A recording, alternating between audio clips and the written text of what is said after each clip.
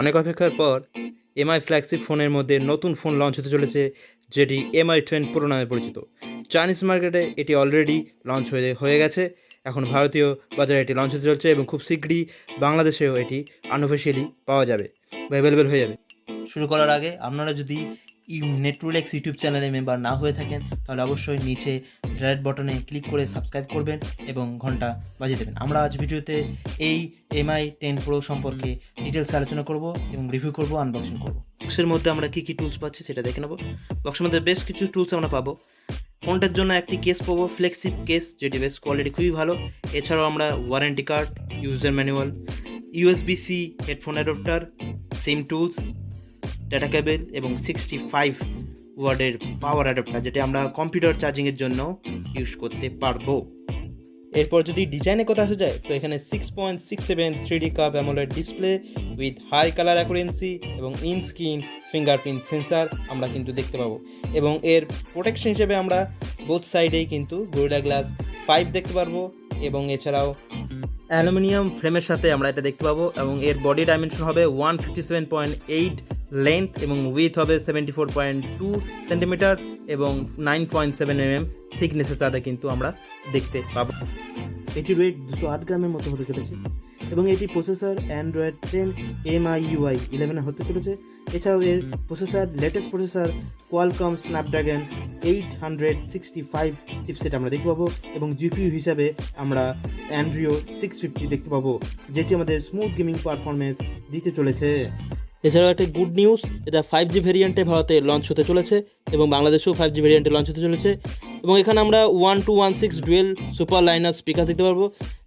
ডাউনে দেখতে পাবো সিম রিজেক্ট হোল্ড এবং সি টাইপ চার্জিং পোর্ট এবং টপে দেখতে পাবো একটা স্পিকার, ডাউনে একটা স্পিকার।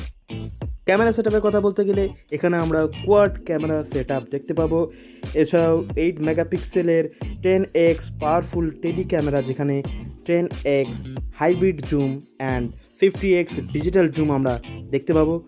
এছাড়াও সেকেন্ডারি ক্যামেরা হিসেবে আমরা 12 মেগাপিক্সেলের 2x সেকেন্ডারি টেলিফোটো ক্যামেরা রয়েছে, যেটার সাহায্যে আমরা খুব সুন্দর ইমেজ ক্যাপচার করতে পারবো এবং যেটার সাহায্যে প্রফেশনাল পোর্ট্রেট ক্যাপচারের এক্সপিরিয়েন্স আমরা কিন্তু পেয়ে যাব। এছাড়াও আমরা প্রাইমারি ক্যামেরা হিসেবে 108 মেগাপিক্সেলের আলট্রা ক্লিন প্রাইমারি ক্যামেরা আমরা দেখতে পাবো, যেটা আলট্রা ক্লিন এবং ক্লিস্টার ছবি কিন্তু আমরা ক্যাপচার করতে পারবো।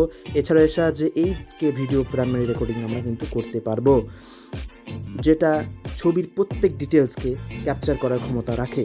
এছাড়াও আমরা এখানে 20 মেগাপিক্সেলের আল্ট্রা ওয়াইড অ্যাঙ্গেল ক্যামেরা দেখতে পাবো, যেখানে richer and wider perspective camera image আপনারা ক্যাপচার করতে পারবেন। এছাড়াও এর প্রাইমারি ক্যামেরার সাথে ডুয়েল ফ্ল্যাশ আমরা দেখতে পাবো, যে লো লাইট ক্যামেরা বলা যায় বা লো লাইট ইমেজ আমরা ক্যাপচার করতে পারবো। DxO মার্ক অনুযায়ী এটা ওয়ার্ল্ড ফাস্টেস্ট।